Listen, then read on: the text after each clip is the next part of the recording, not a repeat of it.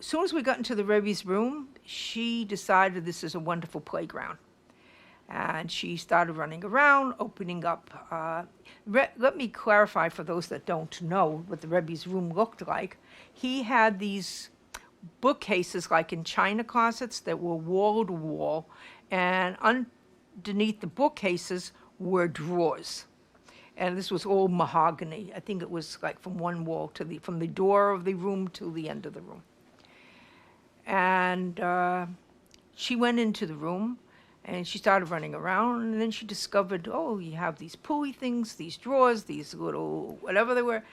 And she started pulling things out, and I was so embarrassed. So was her father, for that matter.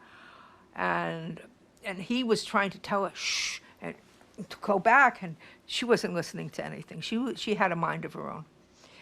May I also say she was 2 years old. I mean, it wasn't that she was an older child. And she brought a whole Havdalah candle over to us. It was a beeswax Havdalah candle. And the Rebbe said to her, do you want to have it? And she says, no, she got one like that at home. And she put it back. And then she goes and grabbed something else. And she was just constantly pulling things in and out. And I'm thinking, he's offering you why aren't you keeping the candle? He's offering it to you. No, she goes and puts it back. And then was other things she kept on back and forth. Finally, the Rebbe calls her over, and he puts her between him and the desk, and he has her her hands on the desk, and he says, let me show you something, or let me draw you a picture, however he worded it. And he took paper and pencil, and he drew a house. It was like a hay, or a ches was the house, or a ches was the house, a hay was the door, because it didn't connect. And I don't remember the other letters he used. He used a lamed for the chimney going up with the smoke going out. And he made such a picture from the aleph base. I mean, it was like, wow. Like something like you wouldn't think this is what the Rebbe is doing. I think it was a yud for the door handle, this kind of stuff.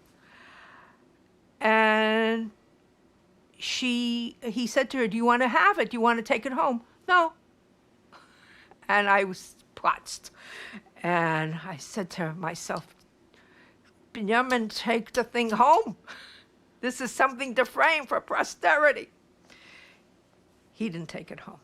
However, on the way out the door, we're leaving the door, the Rebbe said, would you like $1? And he pulls out a silver dollar. And she says, oh, a penny, yes. Because all money was pennies to her. So she went and took the big penny, and she was happy with that. And I was so sad. Here she could have had a Havdalah candle. Here she could have had a picture. She could have had these unique things that nobody ever would have had. And she said no, but I have the memory.